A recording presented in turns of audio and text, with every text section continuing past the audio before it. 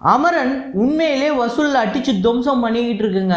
முக்கியமாக இந்த படம் தமிழ்நாட்டில் பெரிய வசூல் மட்டும் இல்லை, எல்லா இடத்துலையுமே பெரிய வசூல். நேற்று 10வது நாள் மிகப்பெரிய சம்பவம் பண்ணியிருக்கு. அதுவும் தமிழ்நாட்டில் இந்த படம் பெரிய கலெக்ஷன் எடுத்திருக்கு. எவ்வளோ அப்படிங்கிறத இந்த வீடியோவில் நம்ம ரொம்ப தெளிவாக பார்க்க போகிறோம். அதாவது இந்த 10வது நாள் கலெக்ஷன், 10 நாள் டோட்டல் கலெக்ஷன் எவ்வளோ அப்படிங்கிறத பார்ப்போம். இது இல்லாமல் கங்குவா படம் வந்து அட்வான்ஸ் புக்கிங் தமிழ்நாட்டில் இல்லாமல் சில இடங்களில் கொஞ்சம் ஷோஸ் மட்டும் ஓப்பன் ஆகிருக்கு. அது இதுவரையும் எவ்வளோ புக் ஆகிருக்கு, ஓவர்சீஸில் எவ்வளோ புக் ஆகிருக்கு அப்படிங்கிறத தெளிவாக பார்ப்போம். அப்புறம் brother, bloody beggar, lucky Bhaskar ஆக்சுவலாக ஒரு பக்கம் சூப்பராக போயிட்டுருக்கு. பிரதரும் பிளட்டி பெக்கரும் என்ன நிலமையில் இருக்குன்னு உங்களுக்கே தெரியும். அப்புறம் மலையாள படங்கள், கன்னட படங்கள், தெலுங்கு படங்கள், இது எல்லாத்தையுமே இந்த வீடியோவில் பார்ப்போம். அப்புறம் இன்றைக்கி வந்து 9 இயர்ஸ் ஆஃப் வேதாளம். ஸோ அந்த படத்தோட பட்ஜெட் என்ன, வசூல் என்ன, ஷேர் என்ன அப்படிங்கிறதையும் பார்ப்போம். வாங்க வீடியோக்குள்ளே போகலாம்.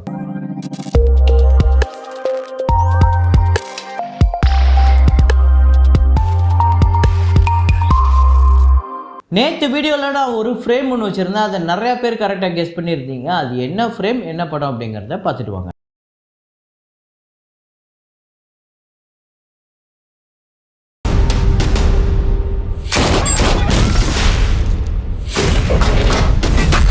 ஆமாங்க, தக் லைஃப் தான். தக் லைஃபோட ரிலீஸ் டேட் டீசர் அப்படின்னு சொல்லிட்டு ஒன்று விட்டுருந்தாங்க.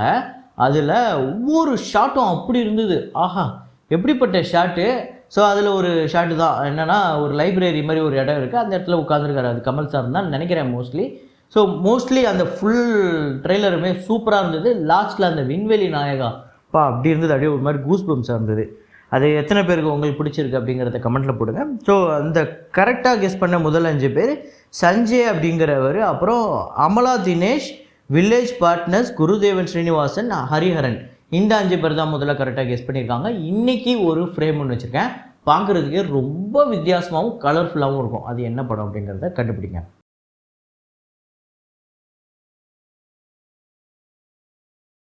ஸோ வசூலுக்குள்ளே போயிடலாமா? வெனோம் த லாஸ்ட் டான்ஸ் டே 17 இந்தியாவில் வந்து 1,75,00,000. இந்தியா முழுக்க இந்த படம் டோட்டலாக இதுவரையும் 58,64,00,000. வேர்ல்டு வைடு இந்த படம் 2,775 கோடிக்கு வந்து வசூல் பண்ணியிருக்கு. அதாவது $329 மில்லியன். இந்த படத்தோட பட்ஜெட் $120 மில்லியன். கா அப்படிங்கிற ஒரு தெலுங்கு திரைப்படம் 10வது நாள் வசூல் ஆந்திரா தெலுங்கானாவில் 2 கோடியும், வேர்ல்டு வைடு 2,40,00,000. ஸோ டோட்டலாக 22,75,00,000 ஆந்திரா தெலுங்கானாலையும், 31,10,00,000 வேர்ல்டு வைடு கலெக்ட் பண்ணியிருக்கு. நல்ல வசூல், நல்ல வெற்றி படமாகவே அமைஞ்சிருக்கு. லக்கி பாஸ்கர். ஸோ தமிழ்நாட்டில் இந்த படம் வந்து நேற்று 10வது நாள் தான். இந்த 10 நாள்லேயே நேற்று 10வது நாள் தான் ஹையஸ்ட்டு. மேபி இன்றைக்கி அதோட ஹையஸ்ட்டாக வரதுக்கு பாசிபிலிட்டிஸ் இருக்குது. ஸோ ஆந்திரா தெலுங்கானாவில் இந்த படம் 10வது நாள் 2,15,00,000. தமிழ்நாட்டில் 1,74,00,000. கர்நாடகாவில் 60,00,000. கேரளாவில் 1,50,00,000. ரெஸ்ட் ஆஃப் இந்தியாவில் 5,00,000. ஓவர்சீஸில் 1.5 கோடி. வேர்ல்டு வைடு 7,54,00,000 இந்த படம் வந்து வசூல் பண்ணியிருக்கு 10வது நாள். இதில் நல்லா நோட் பண்ணிங்கன்னா, ஆந்திரா தெலுங்கானாவில் இது ரொம்ப கம்மியான கலெக்ஷன் இந்த படத்துக்கு பொறுத்தவரையும். அதே மாதிரியே தமிழ்நாட்டுக்கு இந்த நம்பர் அப்படிங்கிறது ரொம்ப பெரிய வசூல். ஏன்னா ஒரு பக்கம் அமரன் அடித்து துவம்சம் பண்ணிகிட்டு இருக்கு, அதுக்கு நடுவில் இந்த படம் 1.25 கோடி வசூல் பண்ணியிருக்கு அப்படிங்கிறது உண்மையிலே பெரிய விஷயம். உண்மையிலே துல்கர் சல்மான் அவர்களோட லக்கி பாஸ்கர் உண்மையிலே பெரிய சம்பவம் தான் பண்ணிக்கிட்டு இருக்கு. அது என்னன்னா, முக்கியமான ரீஜியனில் அதை பண்ணாமல் மற்ற எல்லா இடத்துலையும் பண்ணிக்கிட்டு இருக்கு. கேரளாவில் கூட பெரிய வசூல்.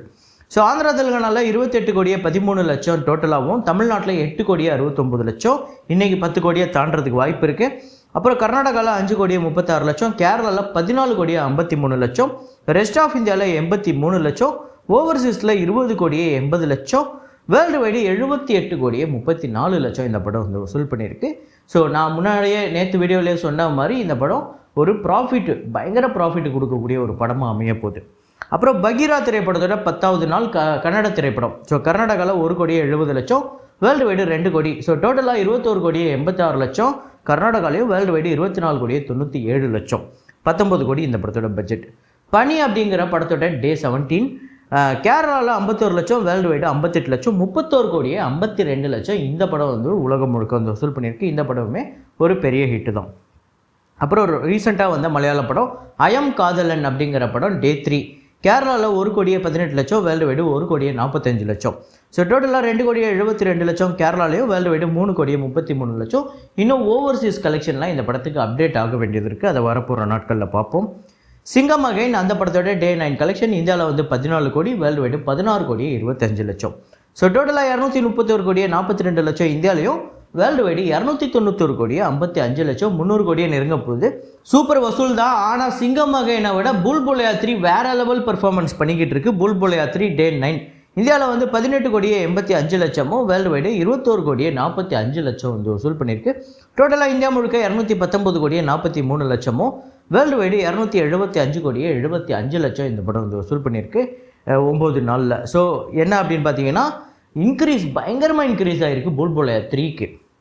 அப்புறம் பிளட்டி பெக்கர் இந்த படத்தோட 10வது நாள் வசூல் தமிழ்நாட்டில் 14 லட்சம், வேர்ல்டு வைடு 16 லட்சம். ஸோ டோட்டலாக 7 கோடியே 43 லட்சம் தமிழ்நாட்டிலையும், வேர்ல்டு வைடு 8 கோடியே 60 லட்சம் வந்து வசூல் பண்ணியிருக்கு. பிரதர் இந்த படத்தோட 10வது நாள் வசூல் தமிழ்நாட்டில் 18 லட்சம், வேர்ல்டு வைடு 22 லட்சம். ஸோ டோட்டலாக 11 கோடியே 25 லட்சம் இந்த படம் வந்து வசூல் பண்ணியிருக்கு. தமிழ்நாட்டில் 9 கோடியே 70 லட்சம். அப்புறம் அமரன் படத்தோட 10வது நாள் வசூல் தமிழ்நாட்டில் 10 கோடியே 17 லட்சம் வந்து வசூல் பண்ணியிருக்கு. 10 கோடிக்கு மேலே நேற்று வந்து வசூல் பண்ணியிருக்கு. அப்புறம் ஆந்திரா தெலுங்கானாவில் 3 கோடி வந்து வசூல் பண்ணியிருக்கு. கர்நாடகாவில் 2 கோடியே 25 லட்சம், கேரளாவில் 88 லட்சம், ரெஸ்ட் ஆஃப் இந்தியாவில் 50 லட்சம், ஓவர்சீஸில் 3 கோடியே 15 லட்சம், 19 கோடியே 95 லட்சம், கிட்டத்தட்ட 20 கோடி. அதாவது அமரன் திரைப்படத்துக்கு முன்னாடி அவரோட டே 1 அந்த ஏதாவது ஒரு டே 1 கலெக்ஷனோ இல்லை சிங்கிள் டே ஹையஸ்ட் கிராசர் இருக்குல்ல, அது எதுவுமே இந்த 10வது நாள் கிட்ட கூட வர முடியாது. ஏன்னா இந்த படம் 10வது நாள் கூட அவரோட இதுக்கு முன்னாடி இருந்த எல்லா படங்களோட கெரியர் பெஸ்ட்டாக இருக்குது. நீங்கள் மீதி 9 நாள் கலெக்ஷனை கூட விட்டுருங்க, இந்த 10வது நாளே எஸ்கே அவர்களோட கெரியர்லேயே பெஸ்ட்டாக இருக்குது இதுக்கு முன்னாடி இருந்த படங்களை கம்பேர் பண்ணும்போது.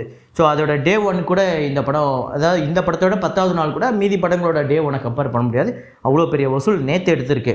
ஸோ டோட்டலாக 107 கோடியே 65 லட்சம், தமிழ்நாட்டில் 100 கோடியே கடந்திருக்கு. ஆந்திரா தெலுங்கானாவில் 29 கோடியே 11 லட்சம், கர்நாடகாவில் 14 கோடியே 37 லட்சம், கேரளாவில் 7.5 கோடி வந்து வசூல் பண்ணியிருக்கு. ரெஸ்ட் ஆஃப் இந்தியாவில் 2 கோடியே 57 லட்சம், ஓவர்சீஸில் 60 கோடியே 10 லட்சம், வேர்ல்டு வைடு 221 கோடியே 30 லட்சம் இந்த படம் வந்து வசூல் பண்ணியிருக்கு 10 நாளில். ஸோ உண்மையிலே வேற லெவல் கலெக்ஷன் எடுத்துக்கிட்டு இருக்குங்க அமரன் திரைப்படம். நம்ம 250 கோடி ஒன்று யோசிச்சோம்ல, அதெல்லாம் தாண்டி இது 300 கோடி போகும் போல். 300 கோடி வருமா இல்லையா அப்படிங்கிறத நம்ம பேச வேண்டியது இருக்குன்னு நினைக்கிறேன்.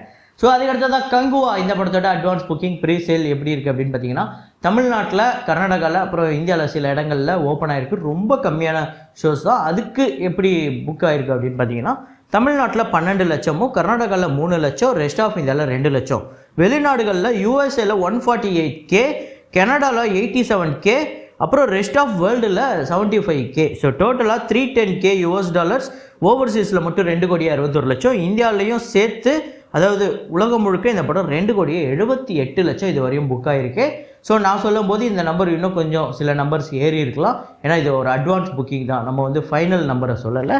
ஸோ கங்குவா எப்படி போக போகுது அப்படிங்கிறதே நிறையா பேருக்கு பயங்கர ஆச்சரியமாக இருக்குது. ஏன்னா பெரிய பட்ஜெட், பெரிய ஓப்பனிங், எனக்கு தெரிஞ்சு சூர்யா அவர்களோட கெரியர்லேயே ஒரு பிக்கஸ்ட் ஓப்பனிங் அப்படின்னு நம்ம எதிர்பார்க்கலாம் இந்த படத்தை. ஸோ அதுக்கடுத்து தான் வேதாளம் அந்த படத்தோட வசூலை சொல்கிறேன் அப்படின்னு சொல்லியிருந்தேன். 2015ஆம் ஆண்டு வந்து இன்னையோட 9 வருஷத்தை கடந்திருக்கு. இந்த படம் வசூல் ரீதியாக தமிழ்நாட்டில் 75 கோடியே 25 லட்சம், கேரளாவில் 5 கோடியே 75 லட்சம், கர்நாடகாவில் 9 கோடியே 10 லட்சம், ரெஸ்ட் ஆஃப் இந்தியாவில் 2 கோடி, ஓவர்சீஸில் 33 கோடியே 25 லட்சம், வேர்ல்டு வைடு 125 கோடியே 35 லட்சம் வந்து வசூல் பண்ணியிருக்கு. 62 கோடி இந்த படத்தோட பட்ஜெட். ஷேர் பார்த்திங்க அப்படின்னா 68 கோடியே 25 லட்சம் வந்திருக்கு.